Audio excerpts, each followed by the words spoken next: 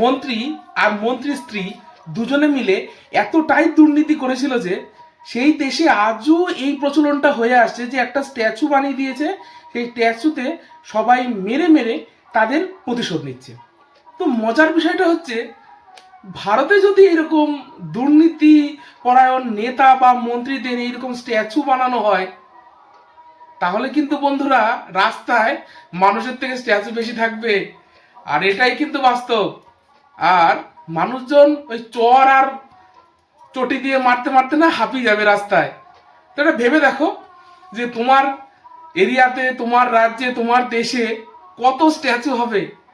আর এটাই মজার বিষয় যে মানুষ তারপরে ওই সিকিম দার্জিলিং ঘুরতে যাবে না, ওই স্ট্যাচু গুলো দেখতে যাবে যে তোমার এরিয়াতে বা তোমার দেশে, তোমার রাজ্যে কে সব থেকে বেশি দুর্নীতি করেছে এই দেশ চালাতে গিয়ে।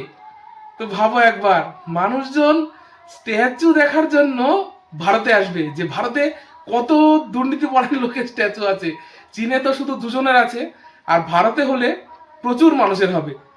সেটা স্বাধীনতার থেকে শুরু করে এই পর্যন্ত করতে গেলে না, যারা এই স্ট্যাচু বানায় তারা বড়লোক হয়ে যাবে। মানে তারা এত টাকা কামাবে, আমার তো মনে হচ্ছে যে দু চারটে পাহাড় শেষ হয়ে যাবে পাথর আনতে আনতে। তো ব্যাপারটা একবার ভেবে দেখো বন্ধুরা, এরকম স্ট্যাচু কি তোমরা চাও?